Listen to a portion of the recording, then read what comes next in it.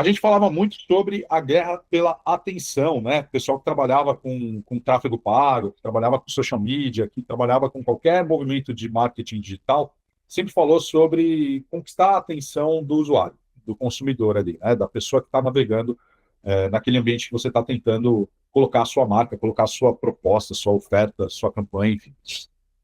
Isso era uma verdade, né? Até pouco tempo atrás, por dois motivos básicos, assim, né? Primeiro motivo é um motivo humano, né? Marketing é uma ciência humana e a gente tem que acompanhar sempre a mudança do comportamento do consumidor digital.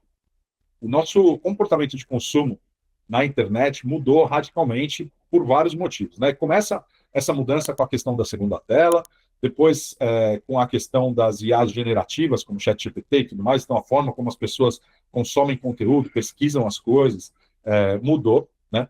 A questão dos streamings também, né? Mudou completamente a forma como a gente consome entretenimento, e isso fez com que algumas coisas que a gente que atua divulgando materiais, a gente tivesse que se atentar. Existe também uma segunda coisa, que é a seguinte, pouca gente parou para pensar nisso. O volume de informação, ele sempre teve um crescimento, né, brutal, assim, de ano a ano, mas a partir de 2023, o volume de posts gerados por inteligência artificial fez com que a disputa nos feeds, então vou dar um exemplo aqui, né, o feed do LinkedIn, por exemplo, a disputa no feed do LinkedIn por atenção começou a se tornar algo que a gente poderia dizer que é inviável hoje em dia, né?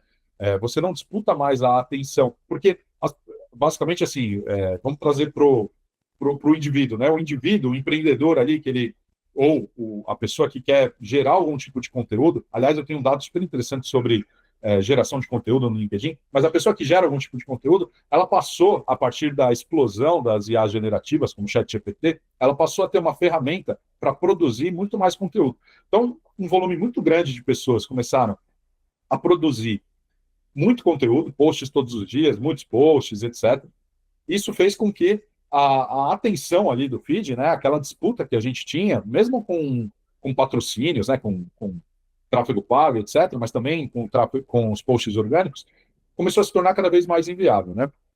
Em paralelo a tudo isso, a gente entende que o marketing ele começou a mudar, o marketing digital nos últimos anos, ele começou a mudar de uma questão linear, onde a gente tinha, né, uma campanha que divulgava um produto, um serviço, etc. Aí você tinha um volume de leads que preenchiam o formulário, se interessavam e tal, e aí você tinha de um volume de leads interessados ou que se inscreveram em algo ali, você tinha um volume menor, era um funil, né? Então você tinha um volume menor de leads que eram de fato qualificados pelo marketing, né? O MQL, depois um volume menor ainda de leads que eram de fato qualificados para vendas, os SQLs, e aí um volume de reuniões ou de ofertas ou de propostas que aconteciam, e um volume de conversão, que você realmente vendeu. Era um funil bonitinho e praticamente linear. Isso devido a todas as mudanças de comportamento do usuário e etc., e essa guerra toda de disputa, isso mudou. Hoje em dia o marketing ele não funciona mais, o marketing digital não funciona mais de uma forma linear, absolutamente, isso já faz tempo, né? Que o marketing ele funciona de uma forma sistêmica, né? E quando a gente fala de sistema, significa que são múltiplas coisas acontecendo em diferentes frentes, em diferentes canais, em diferentes esferas, para que você conquiste do lead à venda, né? O que isso quer dizer? Que a gente muda, então, totalmente em 2026 o nosso olhar estratégico como, né, líderes de times e de campanhas de marketing, da disputa da atenção para um movimento muito mais inteligente, né, e muito mais planejado da disputa da intenção. Então a gente vai ter que começar além de entrar em várias frentes, né, e colocar o nosso conteúdo, vou trazer para um jeito prático para não ficar muito conceitual. Então, por exemplo, a gente vai produzir uma campanha em que eu tenho uh, alguns pontos de contato do meu cliente no LinkedIn. Esses pontos de contato já são múltiplos, eles não estão só no feed, eles também estão no inbox, né? Então, a gente tem um trabalho de social selling acontecendo em paralelo ao trabalho de postagens, divulgação e social media, né? O que é o social selling? É o seu perfil do LinkedIn ser operado ou é você mesmo operar uma série um volume, né, de contatos relevantes que você cria, faz novas conexões, manda mensagens por inbox e tudo mais. Então você tem ali o feed e o inbox acontecendo ao mesmo tempo. Ao mesmo tempo em que você pode ter um convite para uma landing page, uma oferta de alguma coisa. Então você tem esse movimento de campanha acontecendo.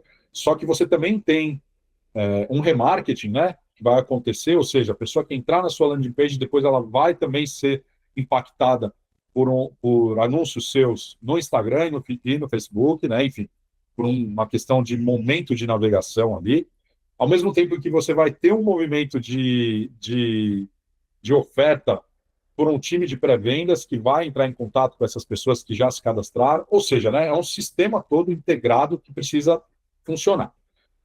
Por que isso? Porque você vai precisar pegar a pessoa certa, no momento certo, e qual a mensagem correta. E dificilmente você vai ter essa bala de prata na mão, de antemão, assim, né? Antes de qualquer coisa, você já vai saber qual é a mensagem certa, quem é a pessoa certa e qual é o momento certo de abordado. Então você vai ter que rodar muitos testes e rodar várias coisas acontecendo ao mesmo tempo, de forma sistêmica, para chegar nisso. Tudo isso acontecendo, reparem que eu falei uma coisa sobre social selling. Se vocês quiserem perguntar alguma coisa para me aprofundar um pouco mais, fiquem à vontade. Mas eu falei uma coisa sobre social selling, que é o movimento ali no LinkedIn das mensagens por inbox, né, do contato direto e tudo mais. A gente já testou muita ferramenta de automação, bot, IA, nesse cenário, para operar isso de fato, né, para mandar as mensagens, etc. O que a gente percebeu, e aí vem essa frase, que é a terceira frase aqui desse slide. E um mundo onde a tecnologia amplifica tudo, a humanidade diferencia. Eu vou falar sobre isso quando eu falar de Founder-Led Growth, lá embaixo, mas é muito importante a gente prestar atenção numa questão que é assim, eu li recentemente até uma outra frase que diz assim, onde tudo é IA, a imperfeição vira assinatura. O que isso quer dizer? Assim? A gente tem ferramentas, a gente vai falar sobre IA como infraestrutura, né? IA do ponto de vista de tornar a gente mais produtivo. Então, a gente tem ferramentas hoje que podem gerar conexões. Então, eu quero que gere 20 conexões relevantes no meu LinkedIn por dia com pessoas dentro do perfil ideal do meu cliente, né, do meu ICP, e eu quero que mande essa mensagem e tal, e se responder, responde isso.